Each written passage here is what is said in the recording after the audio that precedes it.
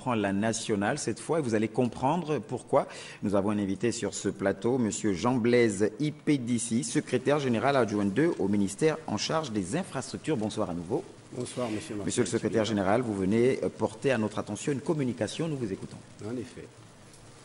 En application de la loi numéro 13/2003 du 17 février 2005 portant protection du patrimoine routier national et du décret 289 PR du 18 février 2011 fixant les conditions de gestion du patrimoine routier national en République gabonaise, le ministère en charge des infrastructures informe les usagers de la route de l'ouverture prochaine des stations de pesage routier sur le territoire national.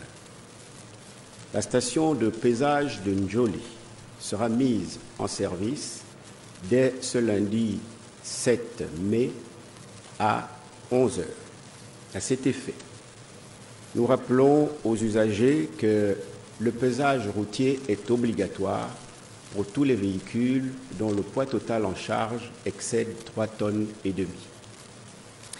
Merci, monsieur le secrétaire général. Alors, on l'a bien compris, désormais des stations de pesage. Quel public donc est concerné par l'opération de pesage routier qui débutera, vous l'avez dit, demain, lundi 7 mai 2018? Alors, le public concerné, ce sont tous les véhicules, tous les usagers de la route, véhicules de transport routier.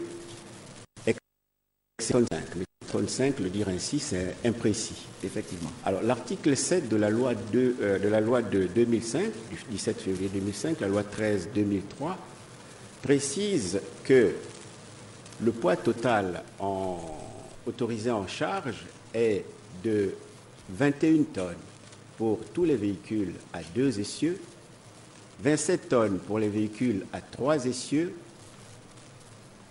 40 tonnes pour les ensembles de véhicules à 4 essieux et 50 tonnes pour les ensembles de véhicules à plus de 4 essieux. Et bien entendu, la charge maximale à l'essieu est de 13 tonnes. Même là, ça semble un tout petit peu, peut-être inaccessible pour certains, pour le Gabonais moyen. Est-ce que c'est leur dire peut-être un véhicule normal à usage Alors, les véhicules utilitaires, à moins de 3,5 tonnes, je veux dire, votre véhicule ou le mien ne sont pas concernés. Ils ne sont pas concernés. Ils sont voilà pas qui est plus clair.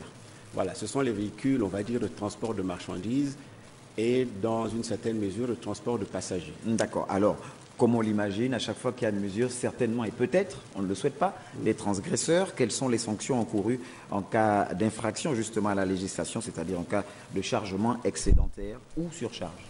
Alors, la loi prévoit un certain nombre de sanctions. Je vais en énumérer ici 2 principalement, les articles 24 et 26. L'article 24 de la loi 13/2003 prévoit une amende de 75 000 à 100 000 francs CFA par tonne excédentaire, plus l'immobilisation du véhicule en cas de surcharge. Et l'article 26, lui, prévoit 10 jours à 1 mois de prison ferme, plus une amende de 500 000 francs et la suspension du permis de conduire pour tout automobiliste qui refuserait de conduire son véhicule à la station de pesage. Voilà donc quelques dispositions ou quelques sanctions encourues. Alors, quelles sont les dispositions, justement, et c'est la dernière préoccupation, le ministère des Infrastructures compte-t-il prendre pour protéger les autres axes routiers, tout aussi exposés, justement, aux dégâts causés par les surcharges? Bien, le ministère va lancer la première station de pesage fixe, pesage routier fixe.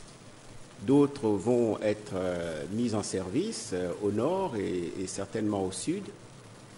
Mais aux alentours de Libreville, au Vendo et à Kanda et sur une partie de la nationale, nous allons certainement recourir à des pésages routiers mobiles.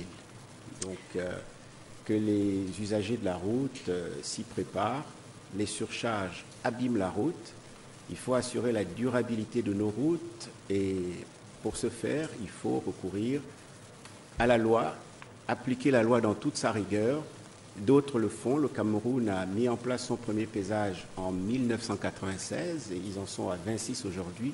Et le Gabon n'est pas précurseur en la matière.